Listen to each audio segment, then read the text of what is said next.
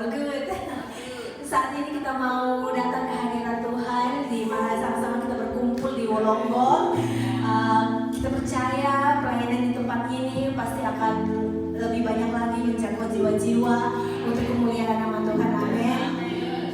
Puji Tuhan, mari kita sama-sama masuk hadirat Tuhan.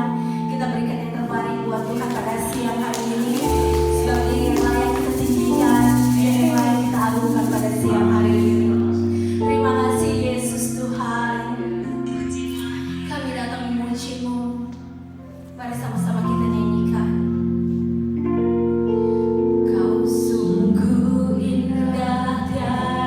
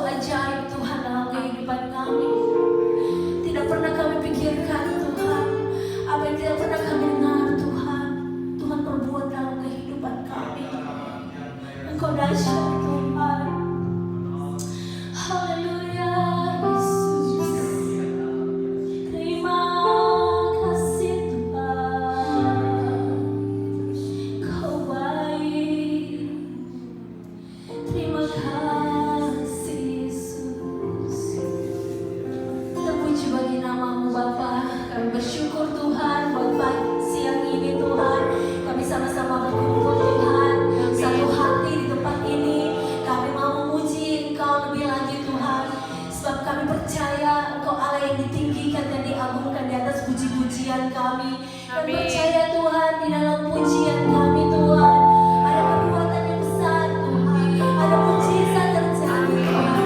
Yang sakit Tuhan sembuhkan, yang lemah Tuhan kuatkan, yang saat ini Tuhan dalam masa kami percaya Tuhan Engkau adalah penolong kami, Engkau jalan keluar kami Tuhan.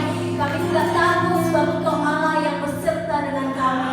Terpuji bagi nama-Mu Bapa, kami mau lagi untuk memuji Engkau Bapa. Hanya di dalam nama Yesus Kristus yang siap memuji Tuhan katakan amin. Berikan dulu sama pada samping kiri kananmu dan mari sama-sama kita memuji Tuhan sebab Dia baik. Yes, baik.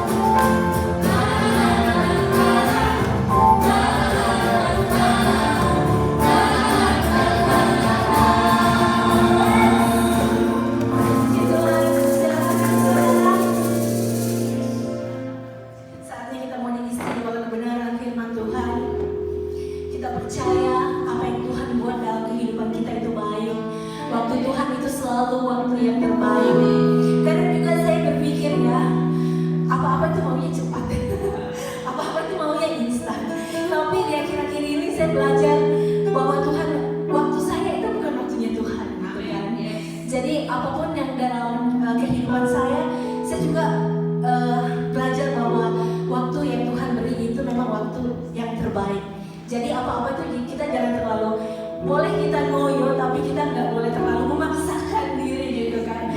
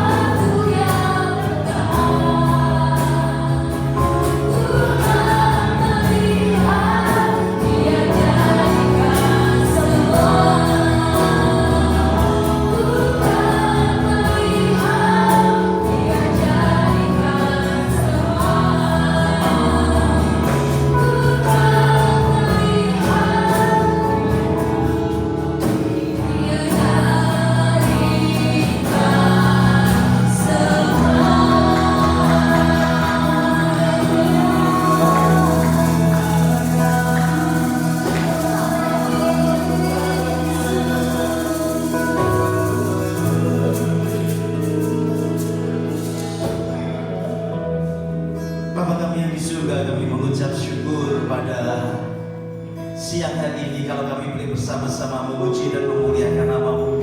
Kau memang Tuhan yang layak dipuji dan dipermuliakan.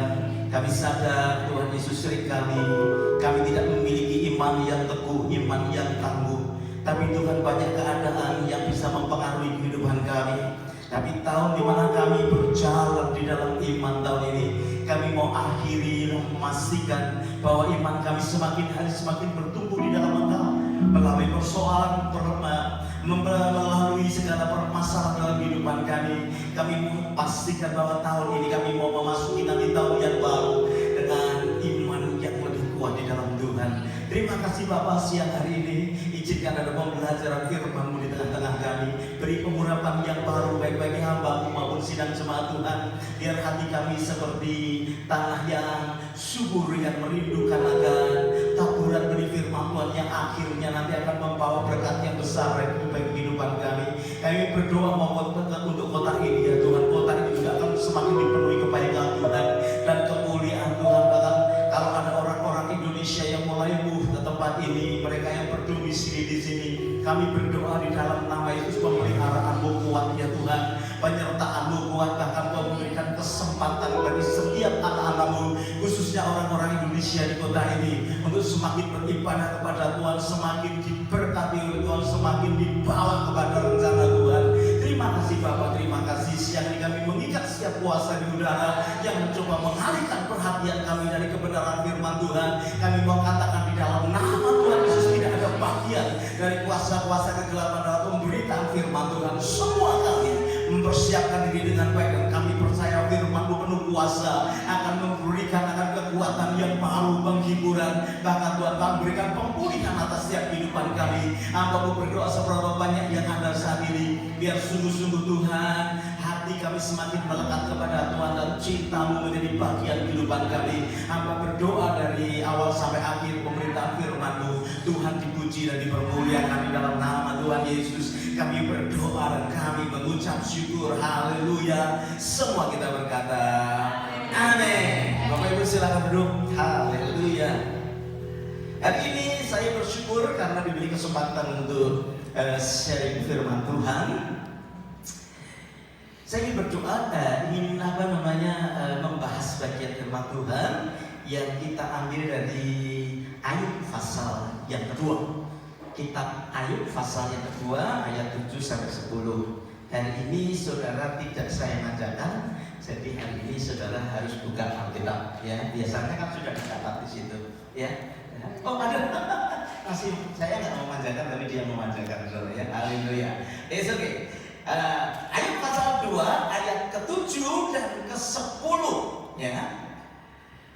Ini bagus sekali. Katakan kemudian iblis pergi ke hadapan Tuhan, lalu ditimpa betul ya?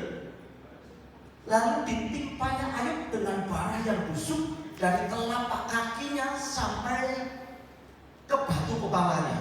Bukan kepala batunya, tapi batu kepalanya. Lalu Ayub mengambil sekeping beling untuk menggaruk-garuk badannya sambil duduk di tengah-tengah abu. Nah ini yang bagus ini. Maka berkatalah istrinya kepadanya, masih bertekunkah engkau dalam kesalahanmu? Kutukilah Allahmu dan matilah. Tetapi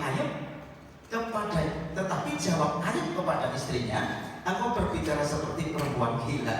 Apakah kita mau menerima yang baik dari Allah, tetapi tidak mau menerima yang buruk? Dalam kesemuanya itu Ayub tidak berdosa dengan apa? Dengan apa? Dia tidak berdosa dengan bibirnya. Ya, hari ini judul khotbah saya iman yang teguh. Ya, karena ini kan masih the year of walking with faith. Tinggal 2 bulan lagi kita selesai. Jadi bulan depan tanggal 9 kalau tidak salah ya, kita mau Natalan di sini. Gitu ya. Betul ya, Natalan ya. Jadi biasanya Natalan makan-makan gitu ya. Bapak Ibu ya,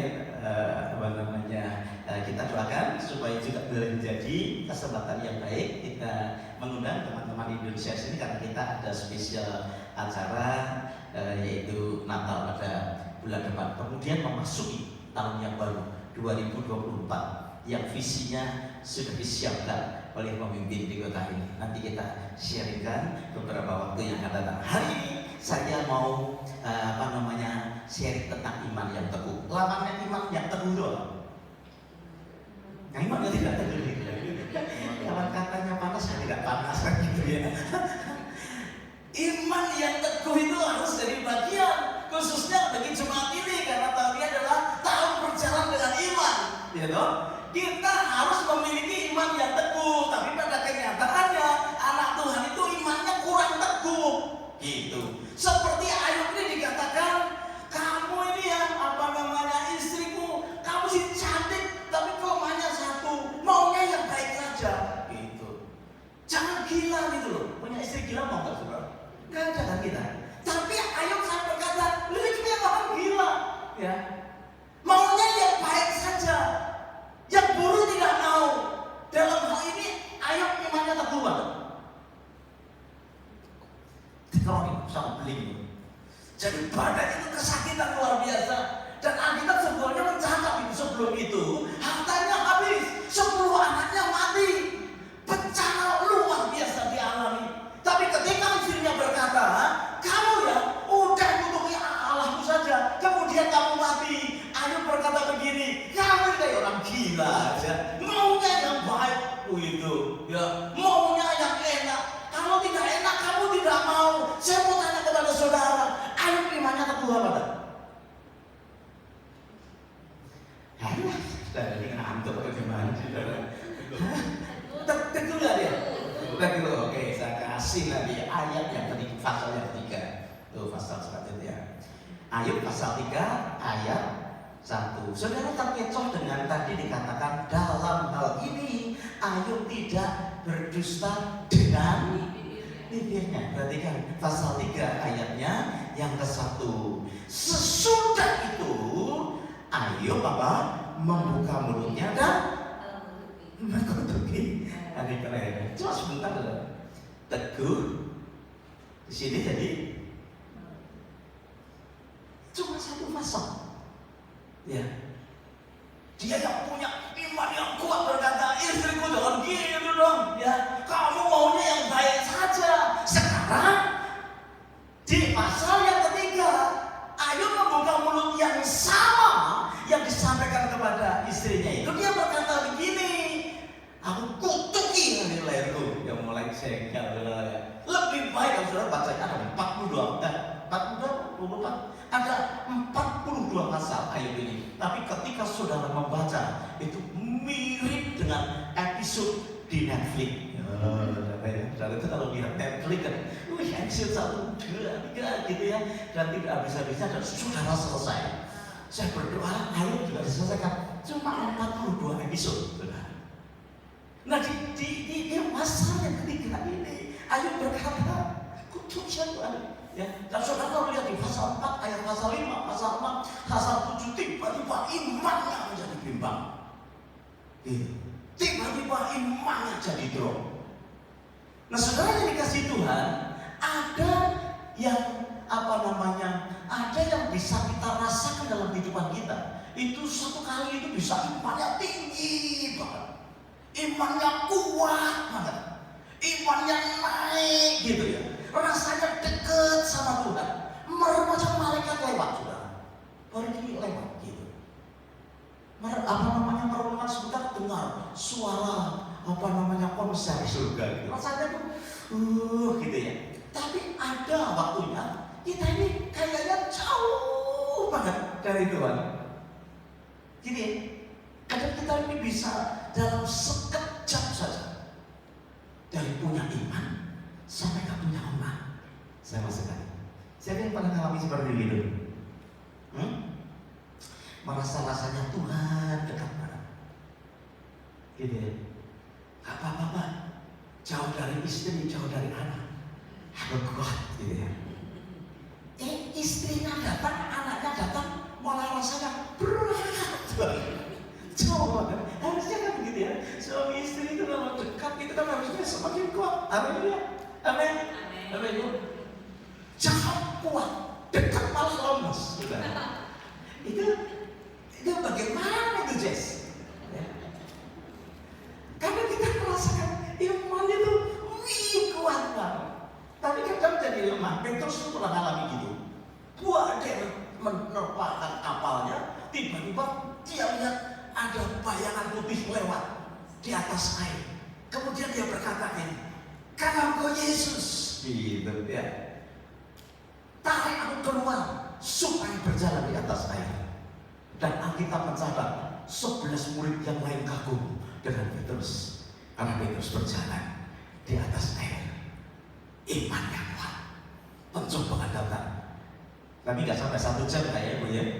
Nggak sampai 1 jam, beberapa menit kemudian setelah dia melihat gelombang sekitarnya, dia berkata, "Tuhan, tolong aku." Sedetik saja berubah.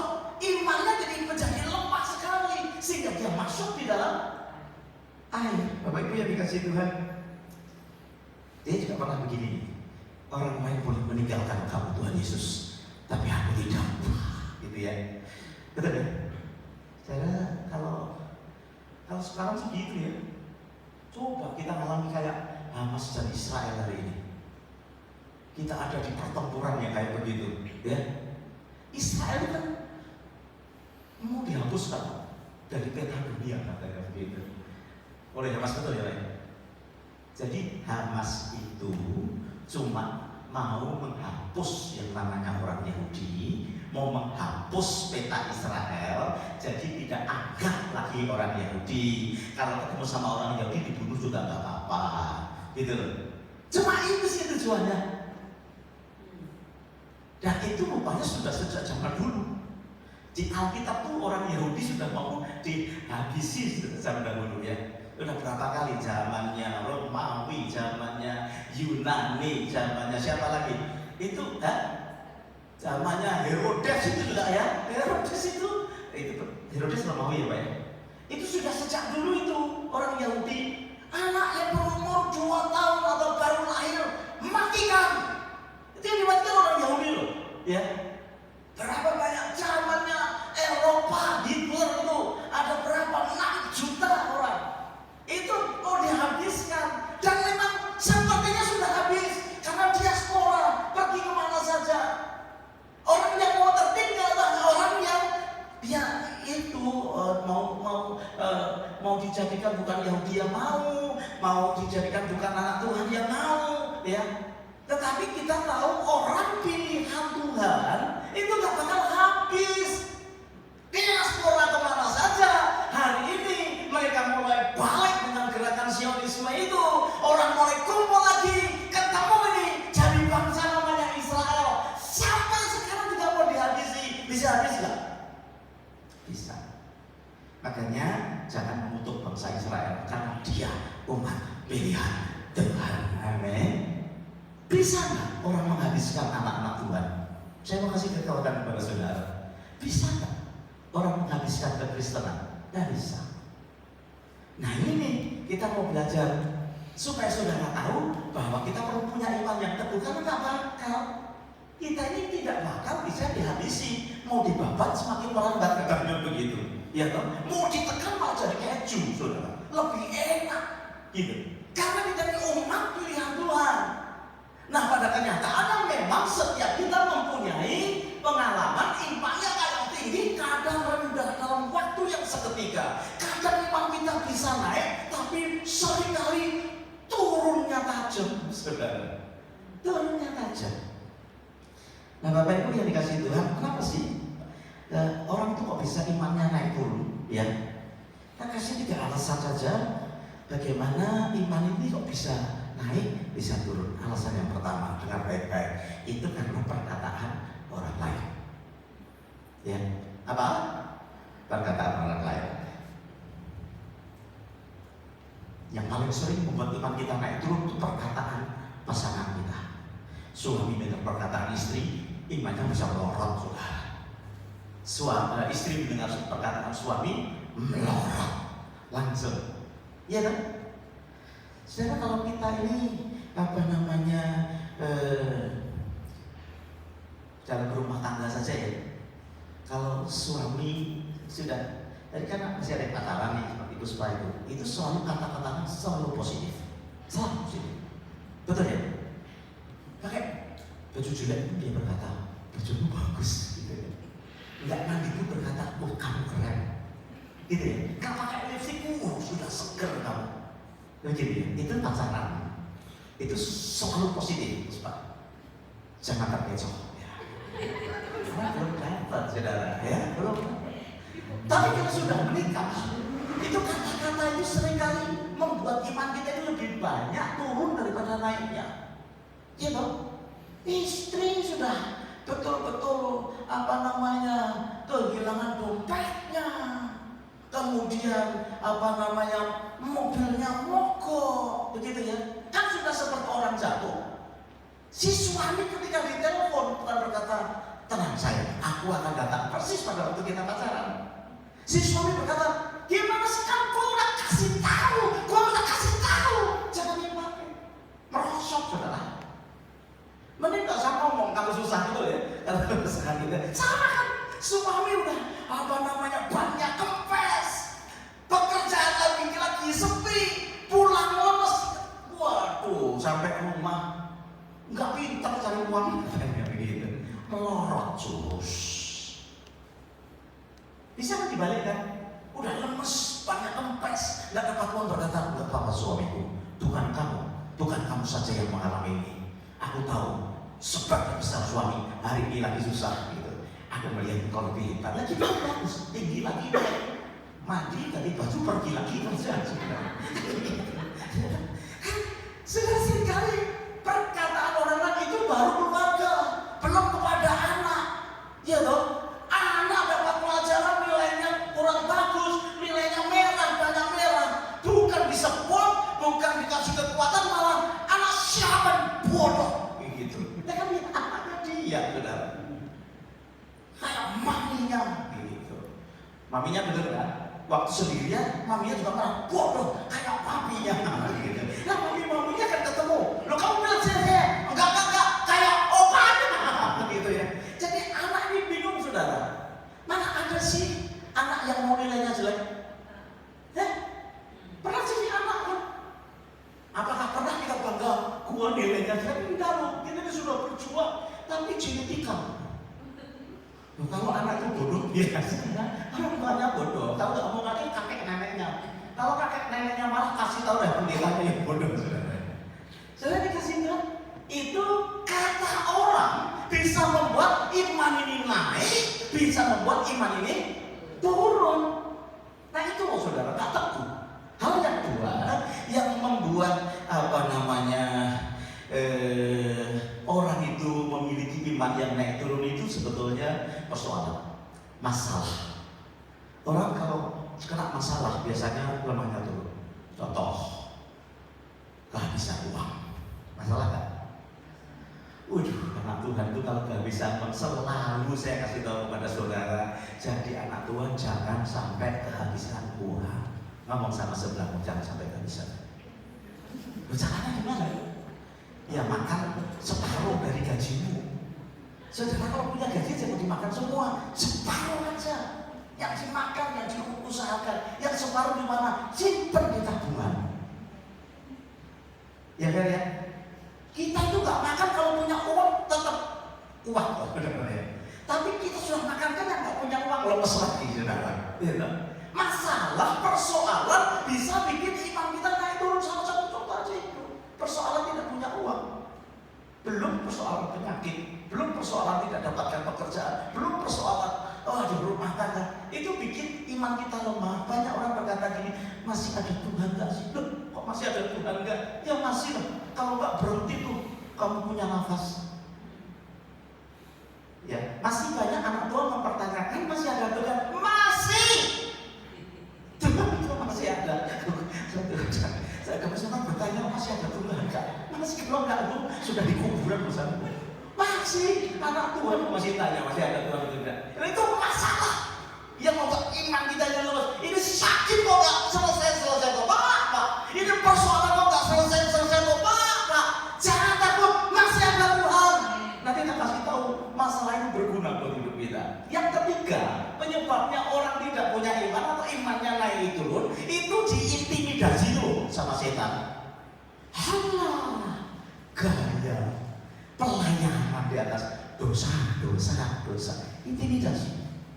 Itu membuat orang ini turun. Saudara, itu sebabnya kita ini harus tahu sesuatu yang tekun dalam hidup kita supaya kita tidak mudah diintimidasi. 42 pasal dari kitab Ayub itu membuat kita ini belajar memiliki iman yang teguh.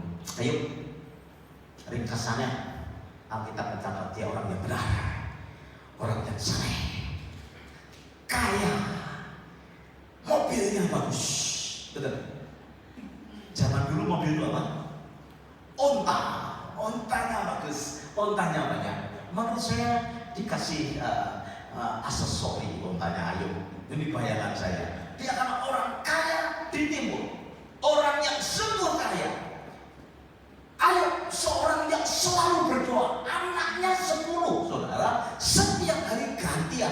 Wah, itu kok gak habis-habis ya. Setiap hari anaknya gantian pesta. Hari Senin di rumah anak nomor pertama, 9 yang lain ikut. Anak nomor kedua, 9 yang lain. Itu setiap hari Alkitab mencatat, dan setiap hari, setiap pagi Ayub berdoa, Tuhan, kalau tadi malam anak saya dengar yang kelima mabuk, ampuni dia Tuhan. Hebat ya. Saudara kalau punya anak nakal terus, kira-kira saudara masih kuat berdoa setiap hari? Ampuni dia. Anak baru 2 aja udah lemes. Kemarin sakit. Sudah sembahyang Ayub tuh 10 anaknya. Setiap hari berdoa. Nggak ngamuk saudara. Iya kan? Luar biasa. Ayub ini 10 anaknya didoakan setiap hari. Ditimpa satu bencana yang luar biasa. Dalam 1 hari kekayaannya habis, rumahnya hancur. Bahkan terakhir, saudara, dia kena sakit dari telapak kaki sampai ujung kepala. Istrinya lagi ini ngomongnya saudara. Istri itu kalau ngomong sudah gini berat, gitu ya, maju gitu saudara. Mulutnya udah maju gitu. Waduh, intimidasi gitu. Mirip dengan suara setan dalam hidup manusia. Makanya kalau ngomong akan ditarik dikit mulutnya saudara ya, supaya tidak mengintimidasi orang yang lain. Dia duka cita sekali. Dia pakai kain kabung, dia pakai abu di kepalanya. Dan saudara yang dikasih Tuhan, dia dikasih 3 temannya yang baik menghibur dia. Namanya siapa? Elifas. Siapa? Bildad. Satu lagi siapa? Kamu tahu tak kasih sepeda saudara? Sebar. Saudara nggak tahu kan nama-nama ini nggak pernah saudara loh. Pokoknya melihatnya Ayub itu udah sengsara begitu pahlawan iman. Saudara kalau membaca sungguh-sungguh ya, dia itu datang mau menghibur Ayub, tapi gara-gara dia melihat Ayub, dia bilang, lu ini salah nih, nggak mungkin kayak begitu. Kalau kamu tuh nggak salah, berdebat malah mereka, berdebat dan bikin jengkel. Ya kan, Ayub jengkel, 3 temannya jengkel. Jadi orang yang berdebat itu saudara ya, tidak pernah akan menghasilkan pertobatan. Saya mau bicara pada saudara, kalau saudara ngomong sama orang lain sampai berdebat, sudah mundur aja, karena tidak menghasilkan pertobatan, malah menghasilkan kejengkelan. Iya. Saya satu kali bawa satu klien, kita ngobrol-ngobrol, saya bilang, you look very charming today, ya gitu ya. Oh, dia cerita-cerita, akhirnya dia berkata, oh saya ini pekerjaannya jadi real estate agency. Oh, saya like me, gitu ya. Saya kasih kartu nama saya, jelek. Saya kerja, kasih kartu nama ini. Oh, you also the agency, yeah. Dia berkata begitu. Terus dia berkata begini, okay, I'll give you something. Gitu. Apa? Saya berkata, tapi dia mau dikasih proyek, saudara ya? Enggak, I will give you 3 book. Gitu. Dikasih 3 buku, katanya. Oke, aku promise kalau kamu baca 3 buku ini, kamu akan menjadi penjual properti yang lebih baik lagi, katanya begitu. Oh, saya penasaran, dikasih 3 buku itu. Dan betul, saya searching 3 buku itu memang buku motivator yang luar biasa. Ya. Nah, salah satunya itu berbicara begini loh. Kalau kamu mau memenangkan orang atau kamu mau dapat klien yang baik, jangan berdebat. Sebab kalau kamu berdebat tentang sesuatu yang diperdebatkan, kalau kamu menang, kamu kehilangan klien. Kalau kamu kalah, kamu malu sama klien. Katanya begitu. Terus saya kira-kira, iya ya. Kadang kita itu mau memperjuangkan pemikiran kita ya. Kalau saudara mau memenangkan orang, kalau saudara mau bisa menjadi influence buat orang yang lain, jangan suka berdebat. Maksudnya berdebat berkepanjangan ya. Berdebat sebentar nggak apa-apa, tapi kalau kelihatannya sudah tidak selesai-selesai, saudara pindah yang lain aja, sudah nggak apa-apa. Apa namanya, you release atau akan berkata, ya I believe you sudah. Oke, I want to learn from you. That's it. Saudara akan memenangkan orang itu dan saudara akan mendapatkan pertemanan dari orang itu. Apa sih upahnya orang menang debat? Kalau orang berdebat dengan kita menang, pasti kita akan kehilangan orang itu. Orang itu tidak akan pernah mendekat kita lagi, nggak pernah. Gitu. Kenapa orang itu berkata, orang nggak mau kalah ya? Kan gitu kan? Saudara suka kalau saudara berdebat kemudian saudara kalah, saudara pasti akan menghindar dari itu. Nggak mau ketemu dia lagi. Kenapa? Debat. Terus kenapa debat? Kalah kan gitu. Ya. Jadi saudara dikasih waktu temunya itu apa namanya? Tidak menghibur, malah dia menjadi berdebat. Berpasal-pasal mereka berdebat. Jadi Ayub juga tidak tahu salahnya apa. Ayub juga tidak bisa bertobat. Orang yang tidak bisa bertobat tidak pernah bisa dipulihkan. Ingat baik-baik sekali lagi ya. Orang yang tidak mau bertobat atau tidak bisa bertobat tidak bisa dipulihkan keadaannya dengan menjadi lebih baik. Sampai ada satu teman lagi, tapi teman ini masih muda. Maka Bapak Ibu ya, jangan remehkan orang muda. Namanya Elihu.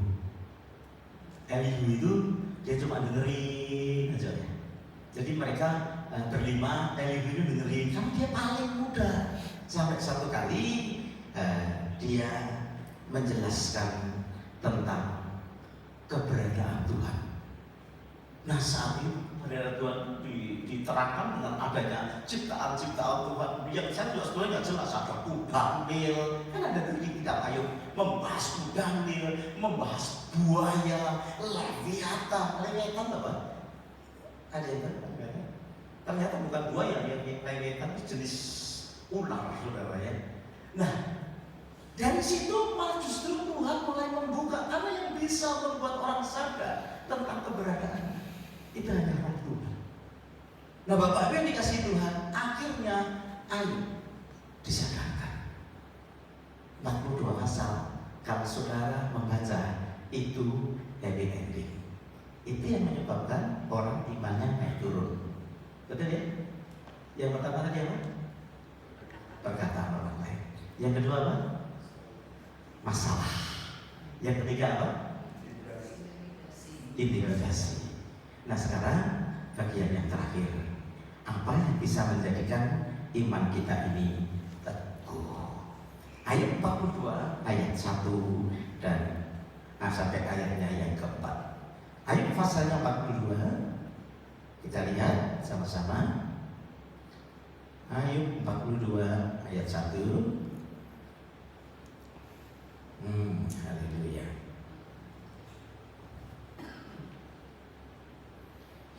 Kita lihat sampai ayatnya yang keempat ya. Maka jawab Ayub kepada Tuhan, aku tahu bahwa Kau melakukan segala sesuatu dan tidak ada rencanamu yang gagal. Ayat 3, firman-Mu siapakah dia yang menyelubungi keputusan tanpa pengetahuan?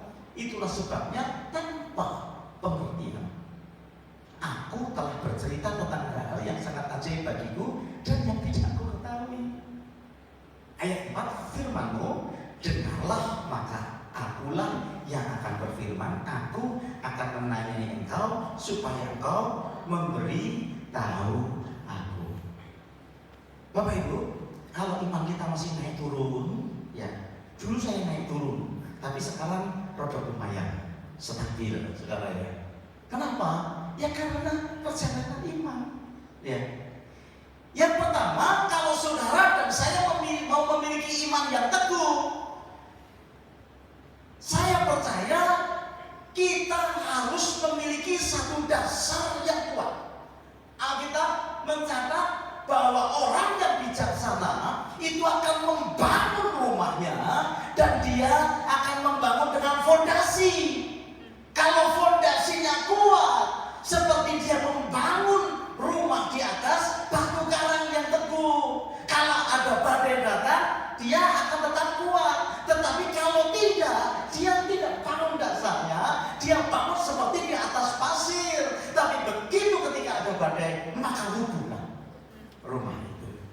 kita harus memiliki pengertian, gitu ya. Jangan suka menghakimi orang lain, tetapi kita memiliki pengertian. Jangan suka melemahkan orang lain. Kita harus punya pengertian.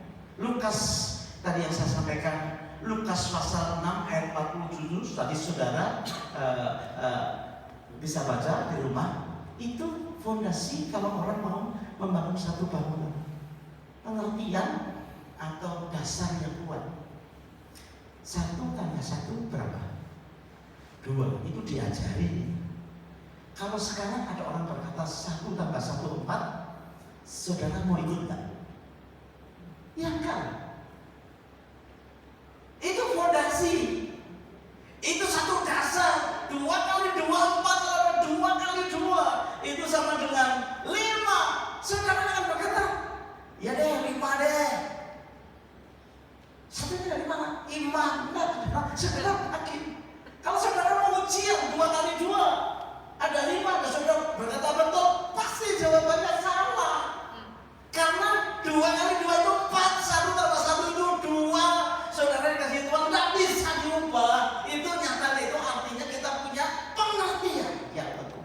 Nggak bisa digeser ke dalam kehidupan kita. Amin. Iman itu juga hal yang sama.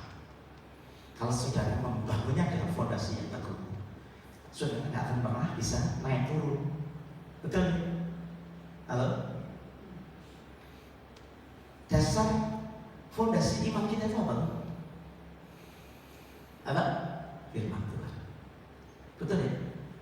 Kalau saudara punya fondasi firman, 2 tahun Pak Iwan mengajari kita baca firman. Tahun ini tambah kita lagi, extraordinary, baca firman kebut-kebutan. Saudara dikasih Tuhan itu baru membaca. Kalau saudara mau punya fondasi iman yang teguh, jangan hanya baca, gitu ya. Sekarang kita tingkatkan. Protes sama Pak Iwan. Katanya kalau sudah membaca Alkitab dari awal sampai akhir 1 tahun 3 kali, kemudian imannya jadi 4 sih, bilang. Saudara cuma baca. Jadi saudara saudara perlu merenungkannya. Betul? Ya. Sekarang saya kasih bocoran. Membaca sudah selesai kan? Ada yang bilang, ada orang berkata, ini loh, Alkitab dari Kejadian sampai Wahyu 3 kali. Bukannya tidak karuan. Ini menghasilkan buah. 3 kali berapa kali Pak? 3 kali? 90 kali lipat. Berarti ini luar biasa. Buktinya saudara mulai itu terus. Enggak bertumbuh-tumbuh. Tambah jengkel sama Tuhan. Waktunya habis. Istrinya melihat dia baca Alkitab terus, ya. Atau istrinya tuh baca Alkitab terus, suaminya sampai sumpah, makanan nggak ada, kulkas kosong, dia baca Alkitab, imannya keluarga naik turun, saudara. Ya itu ya bagus.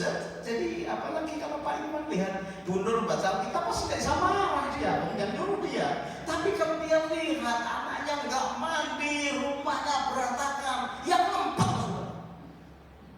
Gitu ya. Sekarang sudah dari kitab Kejadian sampai Wahyu sudah selesai. Sekarang saudara belajarlah merenungkan firman Tuhan. Lebih baik 1 pasal direnungkan sepanjang minggu dan dilakukan. Itu nanti akan menghasilkan iman yang teguh. Suami akan keluar dari rumah tangga membawa istrinya dalam satu keluarga, yang 2 jadi 1. Renungkan, 1 tambah 1 kok 1? Suami 1 tambah 1 jadi 1. Jadi kenapa saudara? Saudara nggak akan tahu kalau saudara nggak merenungkannya. Coba jawab saya.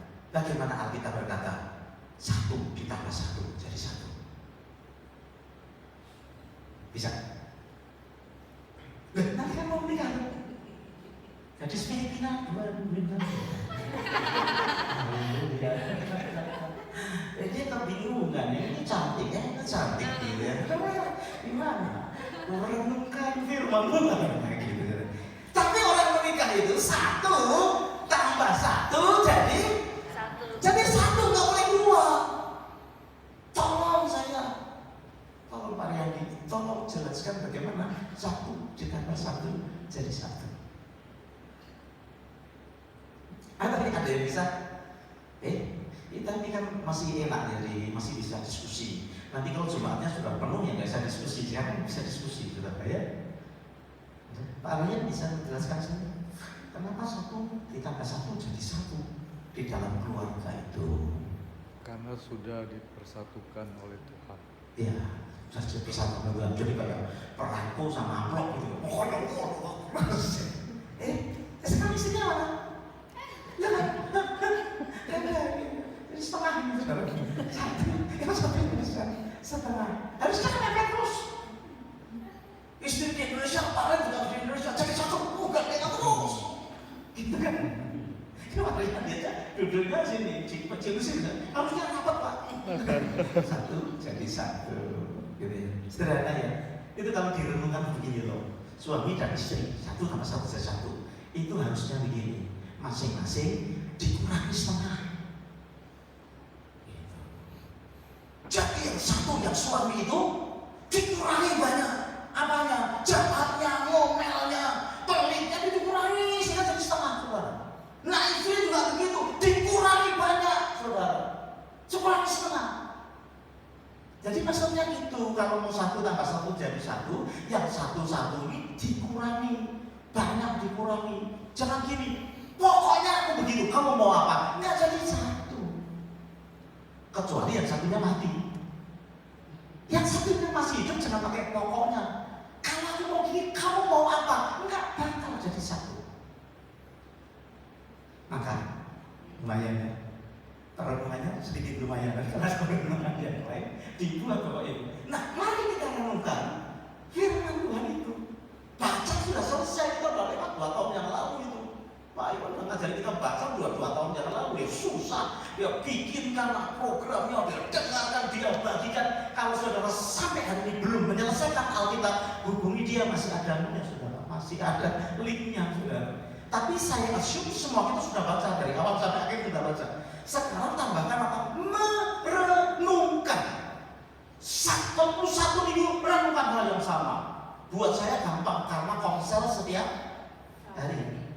Nah saya ikut terus kan. Saya dulu dapat juga. Dapat juga. Orang dapat, kemes dapat, gabungan dapat. Seminggu saya renungkan malu-malu saya. Iman saya pasti naik saudara. Saudara kan pas minggu sekali loh. Itu pun ngantuk-ngantuk ya. Betul ya. Fendi mana Fendi? Hilang di Fendi.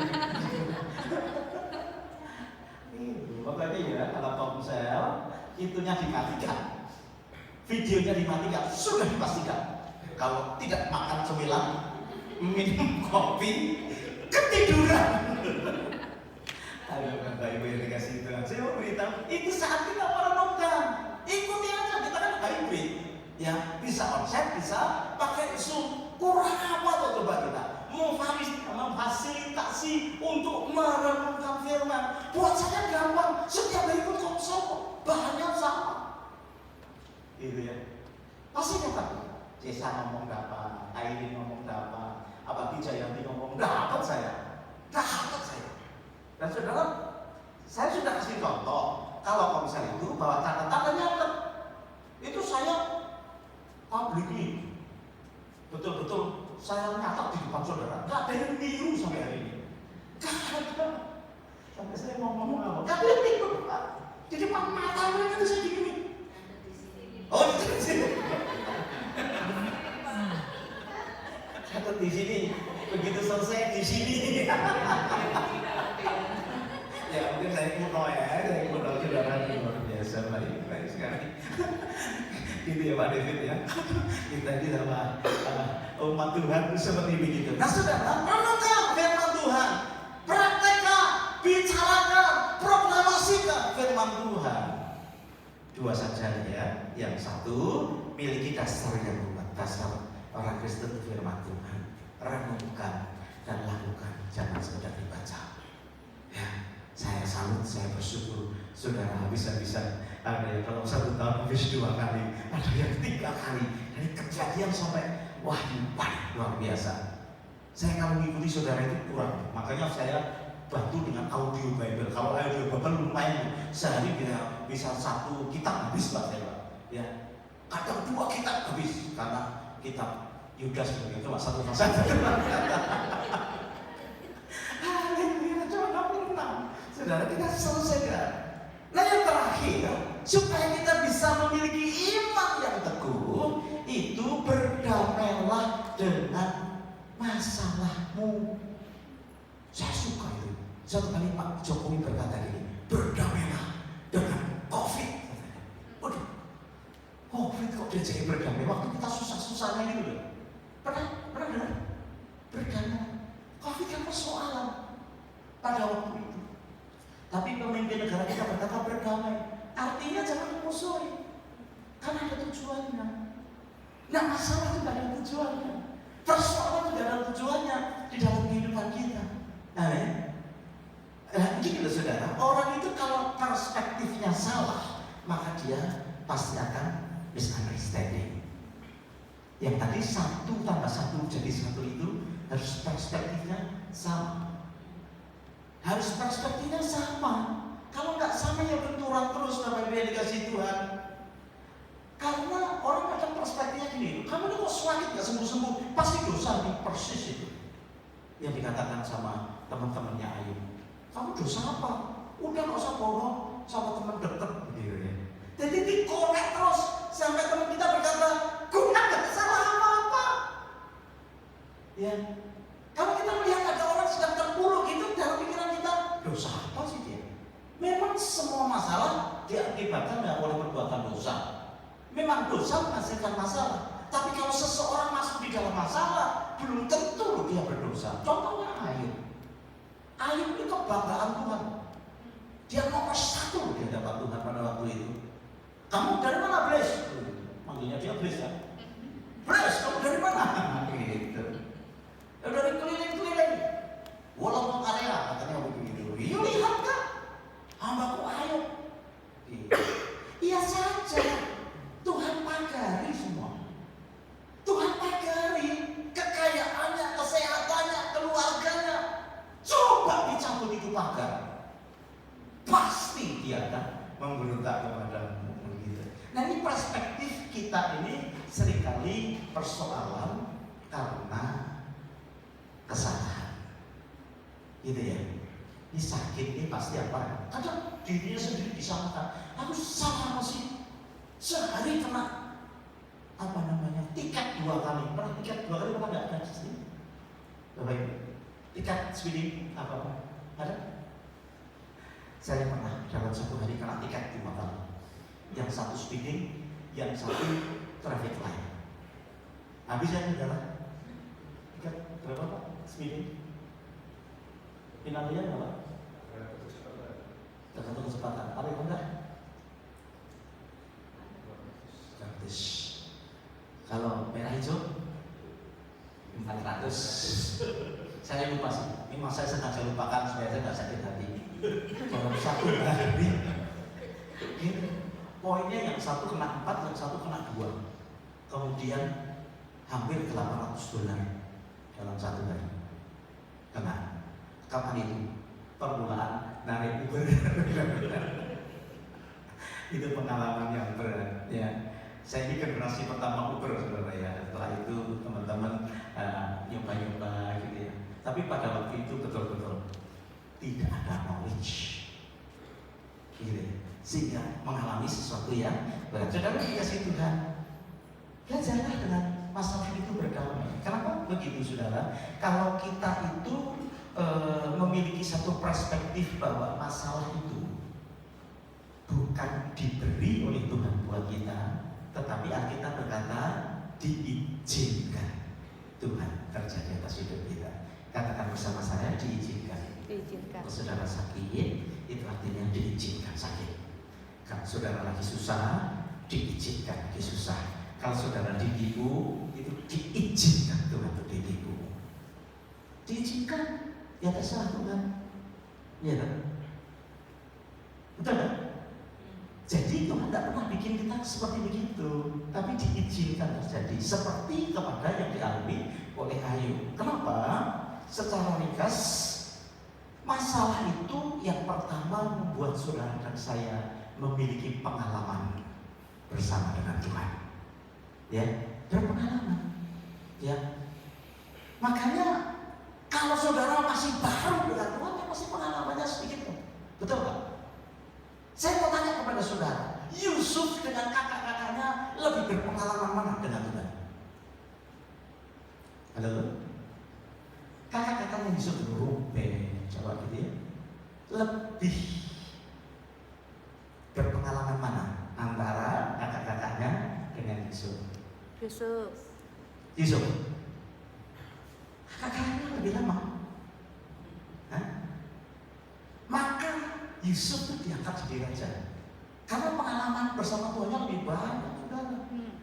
Yang di rumah Yakub, Ruben, kakak-kakaknya nonton TV, minum, makan gitu ya. Itu kan di rumahnya Yakub gitu. Yusufnya di mana? Di tempatnya Potifar. Lagi kerja apa? Dihina, difitnah. Si tante Poti masukkan dalam penjara. Nah, itu kakak-kakaknya lagi apa? Wih, lagi main catur, wih, lagi pingpong, wih, lagi main musik. Saudara kasih Tuhan, Yusuf di penjara, dilupakan berat. Tapi siapa yang nyangka kakak-kakaknya tiba-tiba datang ke Yusuf minta pertolongannya karena dia sudah menjadi orang nomor 2 setelah Firaun. Kenapa? Semakin banyak masalah, semakin kita punya pengalaman bersama dengan Tuhan. Amin. Amin. Amin. Amin. Siapa yang mau berpengalaman dengan Tuhan? Tetaplah dalam masalah yang banyak. Ya. Kenapa? Karena masalah persoalan itu kita akan membuat berpengalaman dengan Tuhan. Betul kan? Semakin hari apalagi sudah 1 tahun harus naik dong. Imannya kayak kenapa? Karena banyak pengalaman kan. Setahun ini kan ada saja yang rugi, ada saja yang gagal, ada saja yang sakit, ada saja yang banyak persoalan. Akhirnya nanti kita menutup tahun kita berkata, imanku lebih teguh daripada yang kemarin itu tahun 2022. Saudara ya? Yang kedua, kenapa kita harus berdampingan dan berdamai dengan persoalan? Karena persoalan itu akan membuat hidup kita berubah menjadi baik. Amin. Amin. Ya. Kalau kekristenan tidak membuat saudara menjadi lebih baik, pasti salah lah. Gitu. Udah dihantam. Karena kita tahu diizinkan Tuhan, kita teguh, kita kuat. Ya dong. Semakin lama persoalan-persoalan yang terjadi di dalam pelayanan tentunya tidak membuat saya semakin khawatir dong. Karena saya pelajari kehidupan sidang jemaat Tuhan itu mirip, sama, persoalannya ya cuma itu. Ya, saya sudah berapa puluh tahun, kita berapa puluh tahun melayani Tuhan. Ya, Australia sudah 15 tahun. Pelayanan kita sudah lebih dari 30 tahun. Soalnya sama. Aku sudah kehilangan lagi rasa cintaku kepada istriku. Saya berkata, gua udah pernah dengar dan orang lagi 20 tahun yang lalu. Wah, saya tidak akan berkata, oh iya ya, oh begitu ya, aku terus gimana enggak, gua dengerin aja lah. Ngerti bisa? Persoalan dan Kris saya sudah tahu 30 tahun yang lalu. Makanya jangan cepet-cepet curhat kalau lagi ada persoalan. Tanya aja sama Tuhan, boleh nggak ngomong sama Pak Petrus? Gak tahu sama Pak Iwan. Karena persoalan jemaat sama. Dan persoalan itu membuat kita semakin hari akan menjadi semakin kuat. Betul? Ya kan? Apakah ada persoalan baru dalam hidup saudara, Bapak Ibu? Ada nggak yang baru? Tolong kasih tahu kepada saya. Khususnya yang sudah lama ikut Tuhan. Kan persoalan masih sama ya? Ya gitu lagi. Masalah istri, masalah suami, masalah uang, masalah pekerjaan. Yang itu lagi. Kalau kita tidak menjadi kuat, ya itu lagi akan terjadi dalam hidup kita. Harusnya kita semakin dapat masalah, selesai besok ada masalah itu. Saudara berkata begini, gua udah tahu 15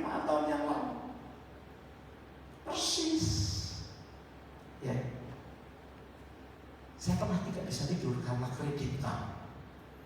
Kredit cardnya mentok nggak bisa bayar. Makanya kredit card itu utang 1.500 saja sampai mati nggak bisa bayar, kecuali dilunasi. Ya kan?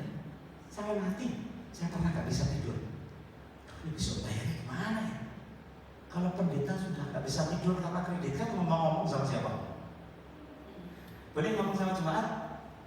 Saudara-saudara, hari ini saya tidak bisa tidur karena mikirin kredit card. Saudara beban pasti. Pendeta, kenapa utang? Dia kan begini. Saya kata, mau ngomong sama siapa? Gitu. But I'm learning from them. Ya. Saya belajar dari itu. Udah mendingan nggak punya kredit card. Gitu. Zaman dulu sih, nggak tahu sekarang juga sih, orang punya kredit card itu alasannya cuma satu, membangun kredit katanya begitu, supaya bisa pinjam. Aduh. Tapi puji Tuhan sekarang debit card ada kredit card sama ini. Ada Maestro ada ininya. Jadi kalau mereka butuh kredit card, kita kasih debit card tetap diterima.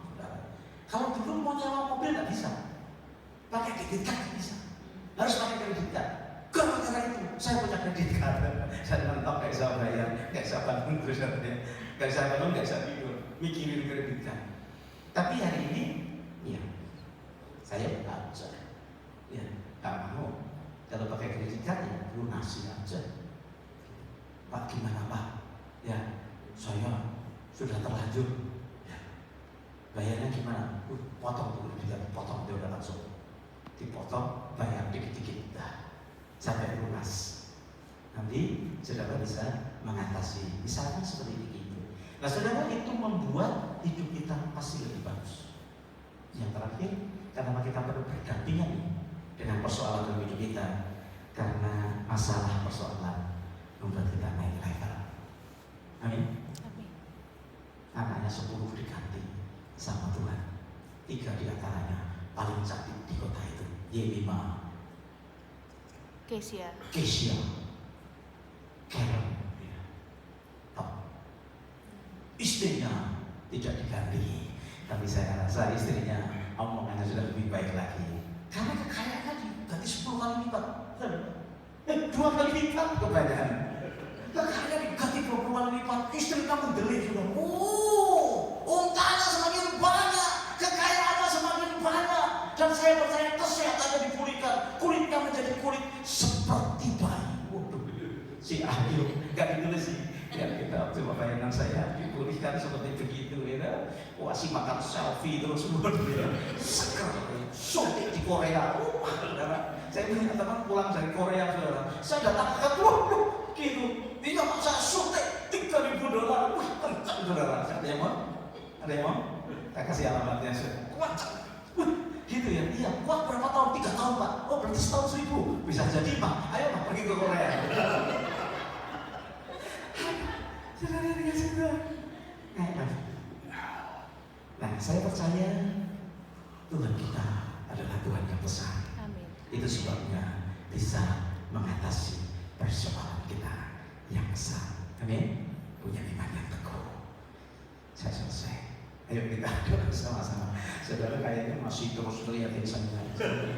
Udah capek saya tuh ya. Udah terpagi. Ayo kita berdiri sama-sama. Tadi ada lagu bagus. Judulnya inilah yang kurenungkan setiap waktu ujian. Dan saya ingin berdoa buat saudara supaya kita punya iman yang teguh, Bapak Ibu. Iman jangan naik turun, ya. Jangan suka dengar kata orang, jangan suka kita ketakutan dengan masalah, intimidasi.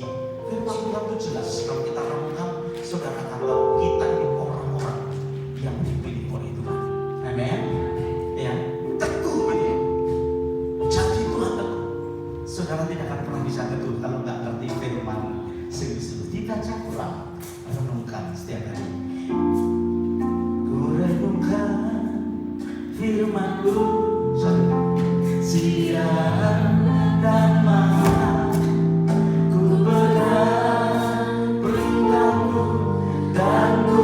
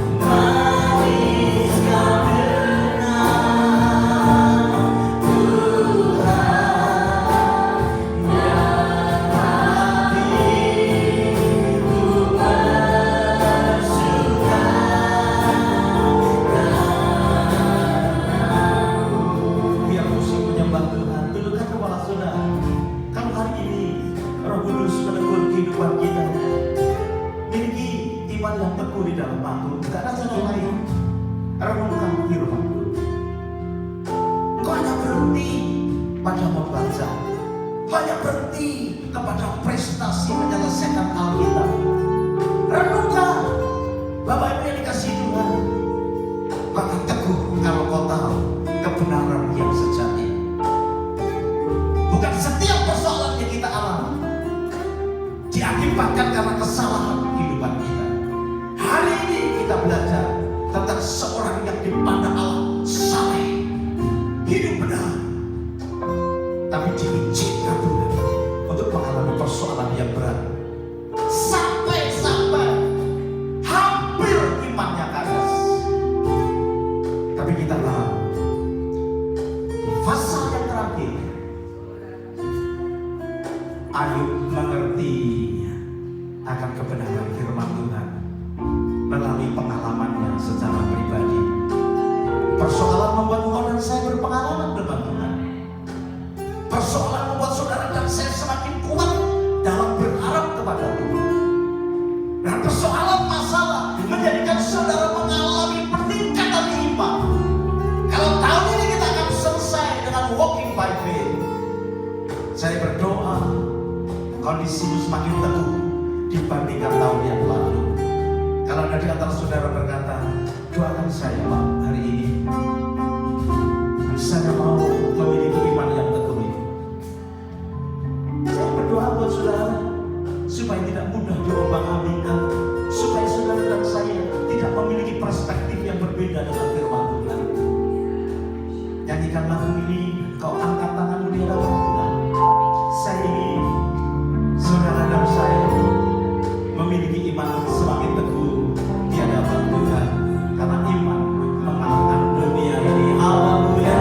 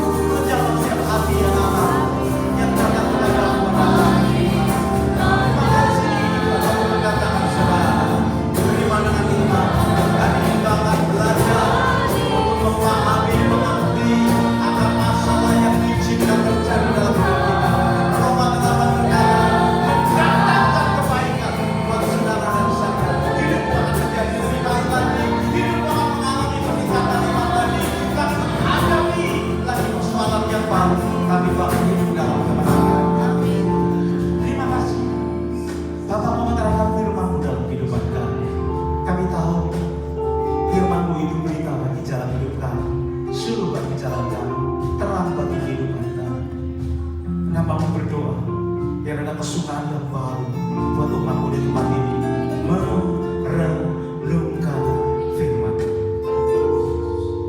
Sepanjang minggu kami akan renungkan firman yang sama sampai kami mengerti kebenarannya, sampai pewahyuan itu terjadi dalam hidup kami, sehingga ketika kami melakukannya, kami melakukan dengan keyakinan yang kokoh, bukan kata orang, tapi yang kami mengalaminya. Dan mujizat demi mujizat, pemulihan demi pemulihan akan terjadi dalam hidup kami, sehingga kami boleh menjadi orang-orang yang lebih daripada pemenang. Puji nama-Mu Tuhan. Hamba-Mu berdoa, hamba mengucap syukur pada siang hari ini dalam nama Yesus. Haleluya. Amin. Bapak Ibu silakan duduk sebentar kita selesai dengan ibadah kita. Silakan Pak Doni.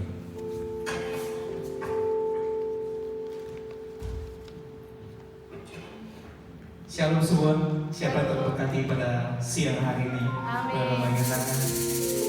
Terima kasih Bapak Israel atas firman yang sungguh membahagiakan. Ibadah Walonggong akan kembali pada tanggal 9 Desember. Tadi saya sempat bicara dengan Bapak. Mungkin akan di dalam ibadah Natal, karena kita sama-sama bahwa invite teman-teman untuk datang ke tempat ini untuk kita bisa beribadah bersama-sama.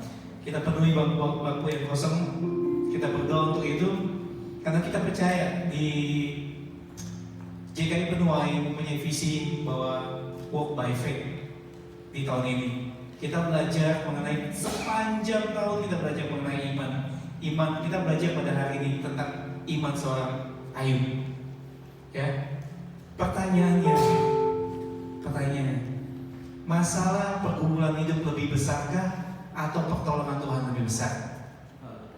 Pertolongan Tuhan lebih besar. Tapi kebanyakan orang melihat apa? Masalahnya besar, masalahnya terhimpit sampai sempat meninggalkan Tuhan. Betul ya, Bapak Ibu? Tapi kita belajar bersama-sama pada siang hari ini bahwa iman seorang Ayub bisa menguatkan dan bisa Tuhan memulihkan berbalik kepada Tuhan, bahkan 2 kali lipat. Saya tadi merenungkan bahwa ada di dalam Ibrani 11 ayat 1 berkata seperti ini. Iman adalah jaminan dari apa yang diharapkan, bukti dari apa yang belum terlihat. Jadi kita tutup tahun 2023 ini menjadi iman yang kuat, yang teguh di dalam Tuhan. Karena hanya di dalam Tuhan pengharapan itu ada. Amin. Di luar Tuhan nggak ada pengharapan.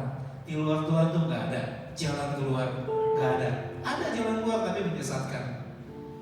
Kita harus tahu bahwa hari-hari ini berjaga-jaga. Tuhan selalu mengingatkan dalam firman Tuhan, berjaga-jaga, berjaga-jaga. Jaga-jaga apa? Jaga iman kita. Jaga apa? Jaga untuk kita percaya, tetap teguh iman kita di hadapan Tuhan. Amin. Kita persiapkan untuk persembahan yang ada, Bapak Ibu sekalian.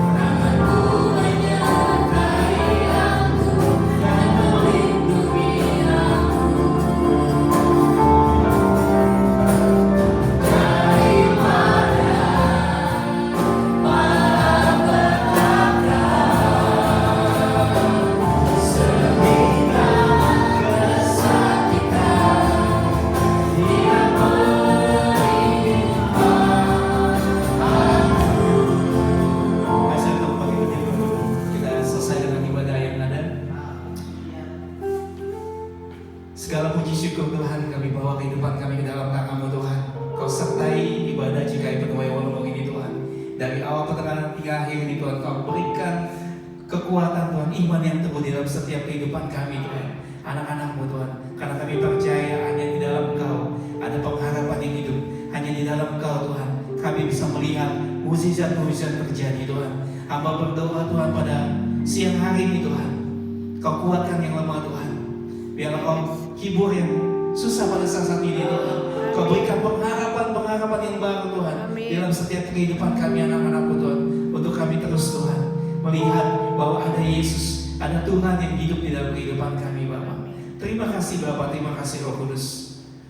Mari Bapak Ibu, bahwa berkat Tuhan yang berlimpah-limpah dari Allah Bapa, persekutuan kasih daripada Tuhan Yesus Kristus, penyertaan penghiburan yang datang daripada Roh Kudus menyertai hidupmu dan hidupku mulai hari ini sampai Maranatha Yesus datang kedua kalinya.